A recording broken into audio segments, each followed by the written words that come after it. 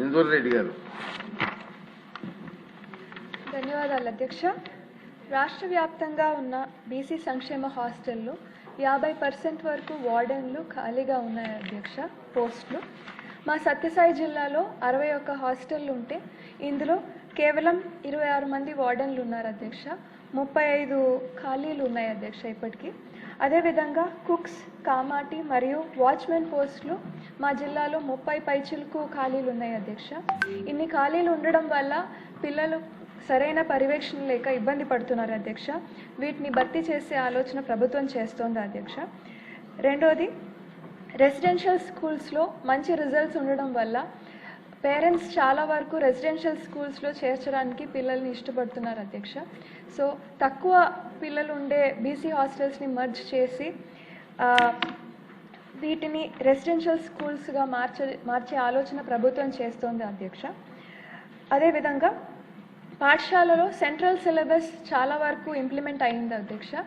So 8th class నుంచి neat మరియు IIT coachings కోసం స్టేట్ లెవెల్లో ప్రతిభావంతులైన ప్యానెల్ టీచర్స్ ద్వారా ఆన్లైన్ కోచింగ్ వీళ్ళకి ఇప్పించగలిగితే చాలా బాగుంటుందనే ఒక సజెషన్ అధ్యక్ష. అదేవిధంగా 10th క్లాస్ చదివే విద్యార్థులకి English, Hindi, science and maths tutoring జరుగుతుంది అధ్యక్ష. కానీ ఈ ట్యూటర్స్కి కేవలం 1500 మాత్రమే ట్యూటరింగ్ ఫీజుగా ఇవ్వడం జరుగుతుంది అధ్యక్ష. ఈ శాలరీని పెంచే ఆలోచన ప్రభుత్వం చేస్తోంది అధ్యక్ష. అదేవిధంగా పుట్టపర్తి నియోజకవర్గంలో బుక్కపట్నం మండలంలో ఒక ఎంజేపీ రెసిడెన్షియల్ స్కూల్ ఉంది అధ్యక్ష. దీనికి ఓన్ బిల్డింగ్ లేదు అధ్యక్ష. ఒక రెంటెడ్ బిల్డింగ్ షెడ్లో నడుపుతున్నారు అధ్యక్ష. ఈ స్కూల్ కోసం already 9 acres of land and ముందే మన బడి మన భవిష్యత్తు కింద 75 లక్షలు శాంక్షన్ అవ్వడం జరిగింది అధ్యక్ష. రివైజ్డ్ ఎస్టిమేట్స్ ప్రకారం 3 crores అవుతుంది అధ్యక్ష. ఇది శాంక్షన్ చేయాల్సిన ఆలోచన ప్రభుత్వం చేస్తుందా? అదేవిధంగా బీసీ హాస్టల్స్లో శానిటరీ నాప్కిన్స్ డిస్పోజల్ కోసం ఇన్సినరేటర్స్ పెట్టే ఆలోచన ప్రభుత్వం చేస్తుంది అధ్యక్ష. ధన్యవాదాలు. మాధవి గారు.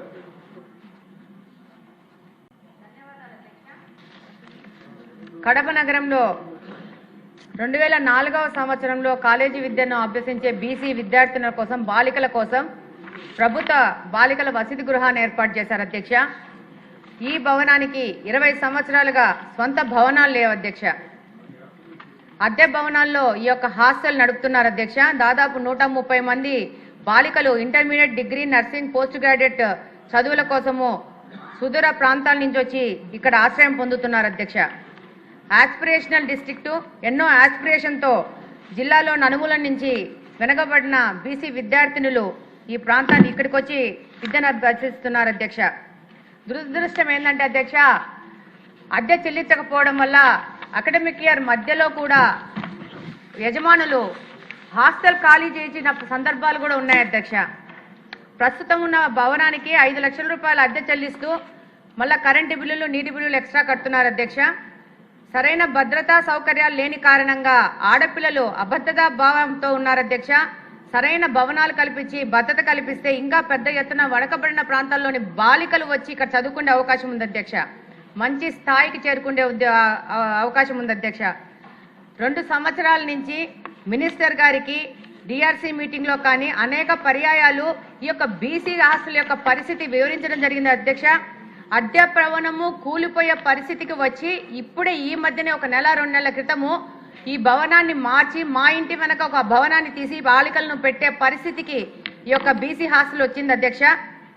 దాదాపు 22 సంవత్సరాల క్రితము మెట్రిక్ హాస్టల్ మంజూరైనా కానీ సరైన భవనం లేక విద్యార్థులు, బాలికలు అవస్థలు పడుతున్నారు అధ్యక్ష.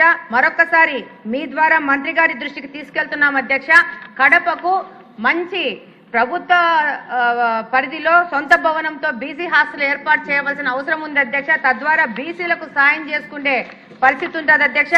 ఒక్కసారి అధ్యక్ష, ఇలాంటి కూలిపోయిన పరిస్థితుల్లో బీసీ హాస్టల్ దాదాపు 10 సంవత్సరాల నుంచి కడపలో ఉంది అధ్యక్ష. బాలికలకి ఏమన్నా ప్రమాదం జరుగుతుందనే భావనలో బీసీ వాళ్ళు ఉన్నారు అధ్యక్ష. కాబట్టి తప్పకుండా మీ ద్వారా మంత్రి గారికి తెలియజేసుకుంటున్నాం అధ్యక్ష. తప్పకుండా భవనము, సొంత భవనం ఏర్పాటు చేయవలసిందిగా కోరుకుంటున్నాం అధ్యక్ష. ధన్యవాదాలు అధ్యక్ష. మరి శాసనసభ్యులు మాధవిరెడ్డి గారును మరి సింధూరారెడ్డి గారు చెప్పినట్లుగా కొన్ని వాస్తవాలు అయితే ఉన్నాయి అధ్యక్ష. మరి రాష్ట్ర వ్యాప్తంగా మరి బీసీ హాస్టల్స్లో 90,676 మంది విద్యార్థులు చదువుతున్నారు. మరి సాధ్యమైనంత వరకు మరి లాస్ట్ 2 years నుంచి ఏదైతే గత ప్రభుత్వంలో కనీస వసతులు కూడా లేక కనీస మరమ్మతులు కూడా చేయక ఇబ్బంది పడుతున్న సమయంలో మళ్ళీ మనం కూటమి ప్రభుత్వం అధికారంలోకి రాగానే మరి సిఎస్ఆర్ ఫండ్స్ ద్వారా మరి డిస్ట్రిక్ట్ మినరల్ ఫండ్ ద్వారా అదేవిధంగా ముఖ్యమంత్రి గారి దృష్టికి తీసుకెళ్లగానే కొన్ని రెనోవేషన్స్ కూడా డబ్బులు కేటాయించడం జరిగింది అధ్యక్ష. కొన్ని హాస్టల్స్ అయితే మేము రెనోవేషన్స్ అన్నీ చేశాము. ఎక్కడైతే ఇప్పుడు మాధవిరెడ్డి గారు చెప్పిన అలాంటి బిల్డింగ్స్కి అయితే వేరే చోట్లకు షిఫ్ట్ చేయాలనే ఆలోచనలో కూడా ఉన్నాము. కొన్ని చోట్ల షిఫ్ట్ కూడా చేశాము అధ్యక్ష. మరి హాస్టల్స్లో మరి మరమ్మతులతో పాటు మరి సింధూరారెడ్డి గారు అడిగినట్లు ఏమేమి వసతులు ఏర్పాటు చేశామో మన ప్రభుత్వం వచ్చిన తర్వాత అని బీసీ హాస్టల్స్లో మరి సీసీ కెమెరాలు ఏర్పాటు చేశాం, ఆర్ఓ ప్లాంట్లు ఏర్పాటు చేశాం, యూపీఎస్లు మరి ఎఫ్ఆర్ఎస్ ద్వారా పిల్లలు ఏ విధంగా అటెండ్ అవుతున్నారు, టీచర్లు ఏ విధంగా అవుతున్నారు, మంచి పర్ఫార్మెన్స్ కూడా పెరిగింది. అదేవిధంగా దోమల నెట్ కూడా ఏర్పాటు చేయడం, శానిటేషన్ వర్కర్స్ ఏర్పాటు చేశారని అడిగారు అధ్యక్ష. 1291 మంది శానిటేషన్ వర్కర్లు కూడా ఏర్పాటు చేశాం అధ్యక్ష. అదేవిధంగా మరి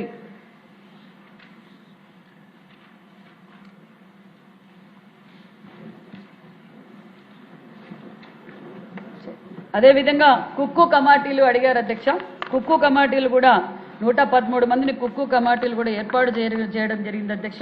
అంతేకాకుండా 26-27 సంవత్సరం బడ్జెట్లో మరి ఓన్లీ బీసీ హాస్టల్స్ రిపేర్ల కోసం కూడా మరి 20 కోట్ల రూపాయల నిధులు కూడా కేటాయించడం జరిగింది అధ్యక్ష.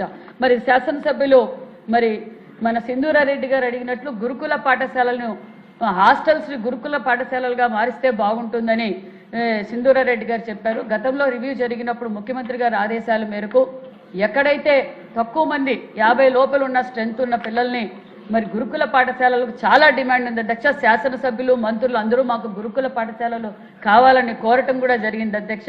ఏదైతే మీరు గతంలో ఇందాక చెప్పారు అధ్యక్ష, అన్న నందమూరి తారక రామారావు గారు ప్రారంభించిన గురుకుల పాఠశాలలు మన రాష్ట్రం విడిపోయినప్పుడు 32 మాత్రమే ఉన్నాయి అధ్యక్ష.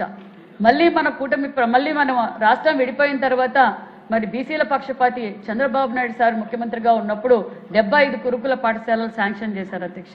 ఆ తర్వాత మరి 25 బిల్డింగులకి 40 కోట్ల రూపాయలతో శాంక్షన్ చేయడం కూడా జరిగింది. ఆ బిల్డింగులు మరి 70-80% కూడా పూర్తి అయినవి కూడా జరిగింది అధ్యక్ష. మరి ఇప్పుడు ఆ 5 సంవత్సరాల్లో దాన్ని కూడా గాలికి వదిలేయడంతో మళ్ళీ ముఖ్యమంత్రి గారి దృష్టికి తీసుకెళ్తే ముఖ్యమంత్రి గారు అవి ఏవైతే గోనిబావి, మడకసిర, రొద్దం, మరి పులివెందల ఇవన్నీ మరి దగ్గరలోనే బిడ్డలకు అంకితం చేయబోతున్నాం అధ్యక్ష. మరి సింధూరారెడ్డి గారు కోరినట్లుగా మరి సెకండ్ ఫేజ్లో కూడా మరి ఏదైతే మధ్యలో ఆగిపోయినావో అవి కూడా పూర్తి చేయడానికి కూడా మరి ప్రతిపాదనలు కూడా పంపించాం అధ్యక్ష. అదే కాకుండా మరి ముఖ్యమంత్రి గారి దృష్టికి తీసుకెళ్తానే మరి బీసీ బిడ్డలు చదువుకోవడానికి గురుకుల పాఠశాలలు కావాలంటే మొన్న సంవత్సరమే లాస్ట్ ఈ బ్యాచ్కే 10 గురుకుల పాఠశాలలు కూడా కొత్తవి ఏర్పాటు చేశాం అధ్యక్ష. కొత్తవి మరి 5 ఉత్తరాంధ్రకు, రాయలసీమకు 5 కూడా శాంక్షన్ చేశాం. అలాగే పాఠశాలలుగా ఉన్నవి కళాశాలలుగా కూడా బాలికలు ఎక్కడ డ్రాప్ అవుట్స్ కాకూడదన్న ఉద్దేశంతో మరి కళాశాలలు కూడా 6 అప్గ్రేడ్ కూడా చేశామన్న విషయం కూడా తెలియజేస్తూ కొత్త భవనాల కోసం కూడా 500 కోట్లు శాస్త్రీయ నిధులతో ఎంజేపీ గురుకుల పాఠశాలలు ఏర్పాటు చేయడానికి కూడా మరి శాంక్షన్ చేశారన్న విషయం కూడా మీకు తెలియజేస్తున్నాం అధ్యక్ష.